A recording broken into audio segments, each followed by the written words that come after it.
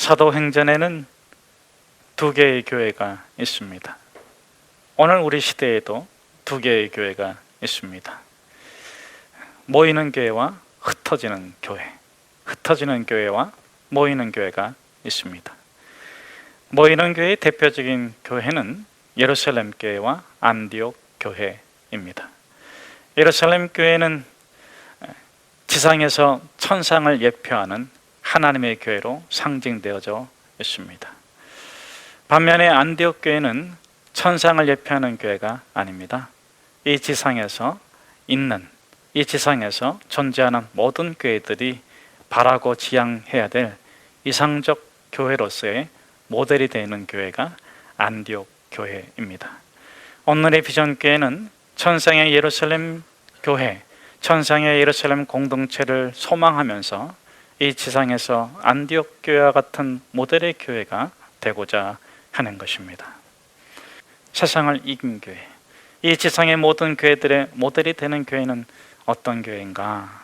첫 번째, 이 사도행전 13장 1절에서 3절까지 메시지를 주시는 첫 번째 메시지는 없을 것이 없고 있을 것이 있는 교회가 진정한 교회, 참된 교회다. 있는 것은 무엇입니까? 안디옥 교회에 있는 것은 선지자와 교사가 있다고 했습니다. 그렇다면 없는 것이 무엇입니까? 없는 것이 없기 때문에 기록되어 있지 않습니다. 있는 것이 있기 때문에 기록되어 있지요. 없는 것이 무엇입니까? 놀랍게도 그 전까지 계속해서 반복적으로 드러나고 기록된 분들이 없습니다. 두 종류의 사람이 없습니다. 첫째, 12사도가 없습니다. 둘째, 7집사가 없습니다. 여러분, 그들을 빼놓고 초대교회를 말할 수 있겠습니까? 그들을 빼놓고 참된 교회를 말할 수 있겠습니까? 그런데 그들이 없습니다. 여기서 없다는 것은 사라졌다는 것이 아니라 완성되었다. 그들의 사명을 다 완수했다. 그것은 일전에 말씀드린 것처럼 야고보가 순교했지만 야고보 대신에 또 다른 사도를 뽑지 않은 것처럼, 유다를 대신해서 맏대를 뽑았지만 야고보의 순교를 통해서 교회는 다른 사도를 뽑지 않은 것처럼 이제 12사도의 시대가 종결되었다. 7집사의 시대가 종결되었다. 그들은 사라지고 대치되는 인물들이 아니라 마침내 믿음을 지키고 그들의 소명을 완성하였다. 그러므로 새로운 시대가 열렸다. 새로운 시대에는 새로운 사람이, 새로운 일꾼이, 새로운 리더가 세워져야 합니다. 그들이 누구입니까? 오늘 1절 말씀해 보면 5명의 인물이 등장하고 있습니다. 두 번째로, 없는 것이 없고 있는 것이 있는데 사도와 7집사의 명단이 없고 선지자와 교사의 명단이 있습니다. 이것이 의미하는 바는 첫째는 새로운 시대가 열렸다. 새로운 시대에는 새로운 일꾼들이 일어나야 한다. 두 번째는 무엇을 의미합니까? 기득권 세력이 없어졌다. 여러분, 교회는 언제부터 부패하고 교회는 언제부터 타락하고 교회는 언제부터 세속화됩니까? 교회를 자기가 주인이라고 여기는 사람이 생길 때부터 교회는 세속화되고 타락하게 되는 것입니다. 여러분, 교회는 그 누구의 것도 아닙니다. 예수 그리스도의 보혈 위에 세워졌고 예수 그리스도의 영이신 성령님이 운행하시는 하나님의 교회입니다. 오늘 우리는 짧은 3절의 말씀이지만 어떻게 성령님께서 그 교회에서 운행하시는가를 우리는 너무나도 명백하게 볼 수 있습니다. 이 3절 안에 있는 교회가 참된 교회입니다. 건강한 교회입니다. 거룩한 교회입니다. 없을 것이 없고 있을 것이 있다. 첫째, 새로운 시대가 열렸다. 둘째, 기득권이 없고 금식과 기도와 주를 섬기는 것과 성령의 음성을 따라 순종하는 것이 있다. 세 번째는 무엇입니까? 세 번째는 갈등과 분쟁이 없다. 그럼 무엇이 있습니까? 주를 섬겨 금식하고 성령의 음성을 듣고 파송하는 일이 있다. 여러분, 여기 본문에 등장하는 5명의 인물이 어떤 사람일까? 교회로 만나기 이전에, 예수로 만나기 이전에는 상종도 안 했던 사람들입니다. 한 사람씩 살펴봅시다. 바나바, 고향이 어디죠? 이제는 그 정도는 말씀하셔야지 되고, 안 그러시면 성경 공부 좀 하고 오셔야 돼요. 네, 지난주 설교도 좀 듣고, 그래도 안 되면 그 전주 설교도 듣고. 바나바는 어느 섬 출신입니까? 구브로 섬의 출신입니다. 그렇기 때문에 예루살렘의 교회 사도들이 짝으로 안 보내고 한 명으로 보냈다, 제가 말씀을 드렸습니다. 구브로 출신들이 그 안디옥에 와서 복음을 전했기 때문에 그렇죠. 자, 그럼 구브로라는 섬은 어떤 섬입니까? 구리가 많이 생산되는 섬이고, 무화과가 많고 꿀이 많고 미리의 수확이 엄청난 곳입니다. 그래서 여러분, 가진 게 많으면 약탈을 많이 당합니다. 구브로 섬은 역사적으로 보면 주전 12세기부터 강대국들의 속국으로 항상 지배당해 왔어요. 자원이 많기 때문에. 자원이 없는 우리나라는 참 행복한 겁니다. 할렐루야. 우리는 가진 게 없어 행복해요. 우리가 가진 건 딱 하나예요. 사람. 우리나라 사람들처럼, 대한민국 사람들처럼 사람을 중요시하게 하는 국민이 없습니다. 하나님의 축복입니다.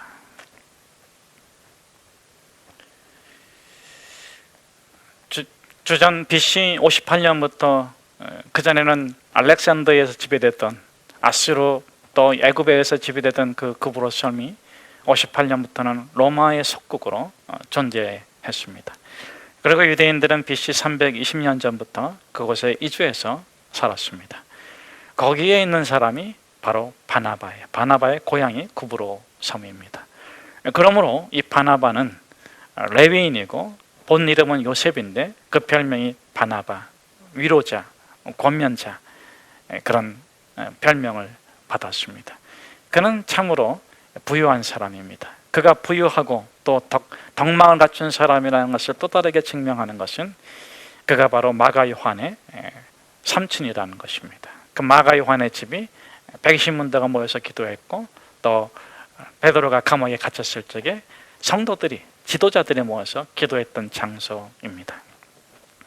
이 바나바가 그렇게 부유하고 또 레위인으로서 유수한 유대인이었지만 그가 예수를 만나고 그의 별명처럼 바뀌어져서 살아가고 있습니다. 자, 그러면 그 다음에 나오는 인물이 누구입니까? 바나바와 구레네 사람, 그 다음에 나오죠, 그렇죠? 바나바 다음에 나오는 사람이 누구입니까? 그렇죠, 시므온. 근데 시므온을 어떻게 표현하고 있습니까? 니게르라 불리우는 시므온. 여러분, 니게르가 어떤 거죠? 무슨 뜻입니까? 여러분, 니게르는 블랙이 아닙니다. 니게르와 블랙은 다릅니다. 니게르는 블랙은 단순히 흑인을 말하지만 니게르는 흑인 노예를 말합니다. 여러분, 그 당시의 노예는 사람이 아니었습니다. 그랬던 시므온이, 여기서의 시므온은 초대교회 전설에 따르면 알렉산더와 루포의 아버지이자 예수님의 십자가를 졌던 그 시므온으로, 그 흑인으로 불려지기도, 동일인으로 전해지고 있습니다. 근데 어떻게 가능했을까? 루기오는 사울과 같이 있을 수 있을까요? 루기오는 유대인이고 사울은 유대교를 배반한 존재예요. 여러분, 아마 오늘 그 5사람이 식탁에 앉아 있다면 아마 오늘 정치판처럼 싸웠을 것입니다. 그런데 여러분, 안디옥 교회는 그게 없어요. 분쟁과 싸우는 게 없습니다. 그럼 뭐가 있습니까? 주를 섬기는 것과 금식하는 것과 기도하는 것이 있습니다. 오늘 우리가 또 다시 살펴보겠지만은 바나바와 사울을 따로 세우는 것에 대해서 아무런 갈등이 없어요. 왜 그렇습니까? 금식해서 기도해 보니까 이해 그들이 금식하고 기도하고 안수해서 보냈다고 하잖아요. 금식하니까 기도하니까 마음이 어떻습니까? 깨끗해집니다. 저는 저와 여러분들이 마음이 깨끗해질 때까지는 입 다물기를 축복합니다. 왜 더러운 마음을 드러냅니까? 왜 아픈 마음을 드러냅니까? 왜 분노의 마음을 드러냅니까? 왜 전염병을 퍼치십니까? 여러분, 금식하고 여러분의 마음이 깨끗해질 때까지 기도하십시오. 그리고 말씀하십시오. 그럼 반드시 그 말씀이 하나님의 말씀이라면 모두가 다 축복하고 모두가 다 동의하고 모두가 다 함께 할 것입니다. 이것이 없는 것은 없고 있는 것은 있는 안디옥 교회이고, 저는 이것이 우리 온누리 비전교회라고 확신합니다. 두 번째로 안디옥 교회는 어떤 교회인가? 안디옥 교회는 지상에서 모든 교회들이 따라야 될 모델의 교회인데, 이 교회에는 두 종류의 사람만이 있습니다. 첫째, 부름을 받은 사람. 둘째, 보냄을 받는 사람. 교회는 어떤 사람들이 있는가?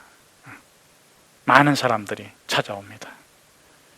그런데 참된 교회는 어떤 사람들이 많이 남는가? 또 어떤 사람들이 리더가 되는가? 첫째는 부름을 받은 사람이고, 두 번째는 보냄을 받는 사람이 있는 것이 진정한 교회입니다. 이들은 보면은 부름을 받았습니다. 누구의 부름을 받았습니까? 사도행전 11장 22절의 말씀에 보면 안디옥 교회가 탄생하게 된 계기를 말해주고 있죠. 거기에 이렇게 기록되어 있습니다. 구브로와 구레네 몇 사람이 헬라인에게도 복음을 전했다. 그전에는 어떻게 했습니까? 스데반의 일로 일어난 환란으로 말미암아 구브로와 구레네에서 안디옥에 이르기까지 흩어진 자들이 복음을 전하는데 누구에게만 전했습니까? 유대인들에게만 전했다. 그건 진정한 교회가 아니다. 그건 참된 교회가 아니다. 그건 과정의 교회이고, 이 지상에 존재하는 참된 교회는 어떤 교회인가? 그 벽을 허무는 교회, 그 벽을 넘어가는 교회, 십자가에서 이루어진 휘장이 찢어지는 역사가 일어나는 교회가 진정한 교회다. 그래서 그들이 구레나와 구브로에서 온 몇 사람들이 헬라인에게도 복음을 전했을 때 주의 손이 함께해서 수많은 무리가 믿게 되었다. 여러분, 복음을 전하십시오. 복음으로 사십시오. 십자가의 은혜를 누리십시오. 자, 그들이 모인 곳이 교회인데 그들이 누구의 부름을 받았습니까? 복음의 부름을 받았습니다. 그것이 세인트, 성도입니다. 저는 저와 여러분이 누구의 부름으로 왔든 누구의 소개로 왔든 어떤 아픔으로 왔든 저는 복음의 부름을 받기를 축복합니다. 그 복음의 부름을 받은 사람들이 성도입니다. 둘째, 부름에는 목적이 있다. 왜 불렀을까요? 보내시기 위해서 부른 거예요. 오늘 5명의 지도자들 중에서 특별히 보냄을 받는 사람이 있습니다. 첫 번째 사람이 바나바고 두 번째 사람이 사울이죠. 좀 이따 보면 이제 사울의 이름이 앞서게 되는데, 자, 바나바는 누가 보냈습니까? 예루살렘 교회가, 안디옥에 교회가 생겼다는 것을 보고 보냈어요. 보냄을 받은 자는 사명을 받은 자이고, 보내심을 받은 곳에 가서 해야 될 것은 사명을 위해서 살아가는 것입니다. 여러분, 이 바나바의 사명이 뭘까요? 이 안디옥에 보내신 사명의 첫 번째는 그 교회가 건강한 교회인가 건강하지 않은 교회인가 분별하는 것이고, 건강한 교회가 될 수 있도록 목양하는 것이고, 말씀을 가르치는 것입니다. 그리고 세 번째 사명이 바로 오늘 본문에 있는데, 그것은 바로 사울과 함께 선교사로 떠나가는 것입니다.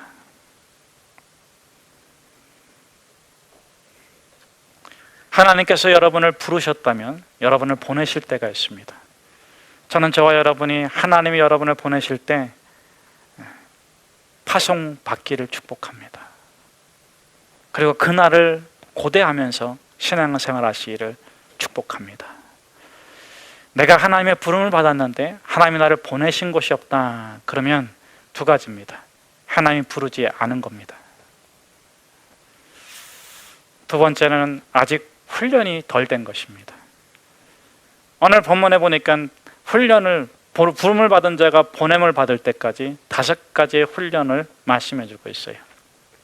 첫째는 선자가 무엇입니까? 하나님의 음성을 듣는 사람이죠. 또 하나님의 음성을 대언하기도 합니다. 그것을 이렇게 다르게 표현하면 기도하는 사람입니다.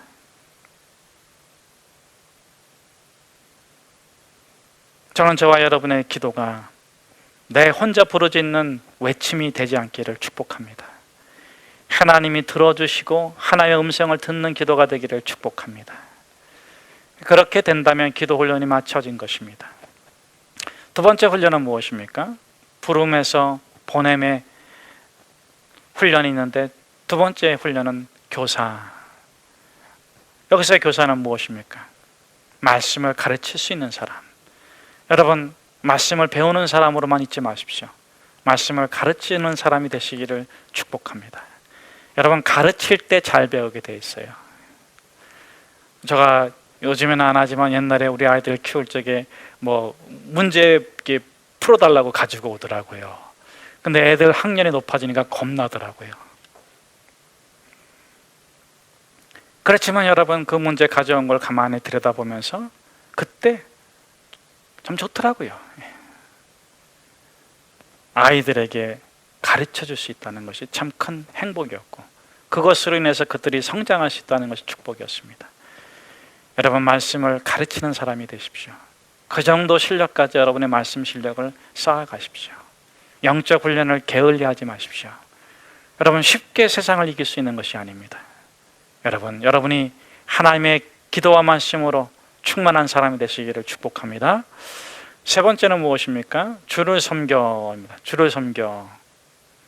여러분, 주를 섬긴다는 것은 두 가지입니다. 첫째, 교회에 와서 예배하는 것이고 영적 훈련하는 것이고 치유되고 회복되어지고 교회를 통해서 세상을 섬기는 것이 주를 섬기는 것입니다. 두 번째는 무엇입니까? 주를 섬기는 것은 예배자로 사는 것인데 교회란 공동체를 통해서 예배자로 사는 것이고, 두 번째로는 여러분의 삶의 현장에서 예배자로 사는 것입니다.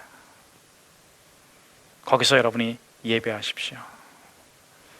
여러분의 직장을 위해서 기도하시고, 여러분의 직장을 위해서 여러분이 그리스도인의 소금의 맛을 내시고 빛으로서 나타내십시오. 그것이 주님을 섬기는 것입니다. 여러분, 주님께서는 우리를 섬기기 위해서 골고다 십자가에 죽으셨습니다. 왕관에서 섬기지 않으셨습니다. 그런데 어떤 그리스도인들은 끊임없이 주를 섬긴다고 하면 자꾸 화려한 것을 찾습니다. 보좌를 찾습니다. 여러분, 주를 섬겨 십자가 지고 골고다 언덕까지 따라가시는 저와 여러분 되기를 주의 이름으로 축복합니다. 세 번째로는 금식입니다. 금식이란 무엇입니까? 여러분, 자신을 절제하고 자기 안에 있는 분노와 절망과 악한 것들과 어둠의 것들을 극복해내는 훈련인 것입니다. 저는 저와 여러분이 결코 여러분의 마음속에 있는 평강, 예수 그리스도의 평강을 그 무엇에도 빼앗기지 않기를 축복합니다. 얼마나 더 나은 대안들이 많이 있겠습니까? 그러나 순종할 수 있는가?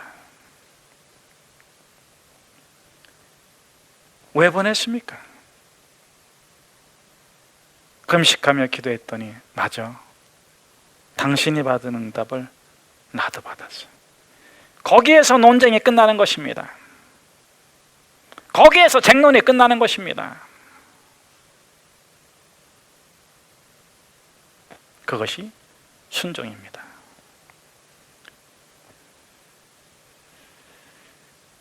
진정한 교회는 없을 것이 없고 있을 것이 있는 교회입니다. 두 번째, 진정한 교회는 부름을 받고 보내는 교회입니다. 저는 저와 여러분이 부름을 받았다면 사명을 받고 보냄을 받기를 축복합니다. 세 번째 진정한 교회는 어떤 교회인가? 오늘 설교 제목인데 따로 세웠다. 따로 세웠다. 이것을 성경에서는 다른 말로 보면 택정함을 입었다. 택정함을 입은 것을 확인하는 교회가 진정한 교회입니다. 13장 2절의 말씀에서 따로 세웠다. 특별히 사울을 중심으로 보면은 사울은 항상 자신이 택정함을 입은 자로서의 정체성과 소명과 사명과 삶을 살아간다고 고백하고 있는데 가장 잘 표현된 곳이 로마서 1장 1절의 말씀입니다. 하나님의 종 바울은 사도로 부르심을 받아 복음의 택정함을 입었으니, 이것이 바울의 정체성입니다. 당신 어떤 사람입니까? 난 십자가가 정한 사람입니다. 복음이 나를 택한 사람입니다. 당신 어떤 사람입니까? 저는 주인이 바뀐 사람입니다. 예수가 나를 택했습니다. 자, 그러면 이 바울이 택정함을 입은 사람으로 말할 때는 세 가지 차원이 있습니다. 첫 번째 차원은 가장 깊은 차원이고 심오한 차원인데 갈라디아서 1장 15절에 나타나 있습니다. 여러분들은 언제 택정함을 입었다고 생각하십니까? 언제 진리가 당신을 선택했다고 확신하십니까? 바울은 갈라디아서 1장 15절에서 이렇게 말씀하십니다. 내가 모태에서 택정함을 입었다.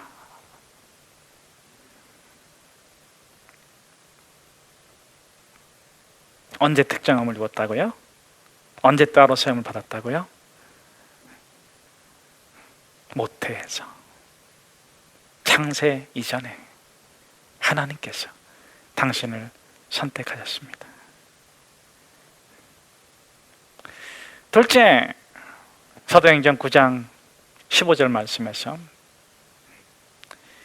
아나니아에게 하나님께서 들려주시는 말씀이죠.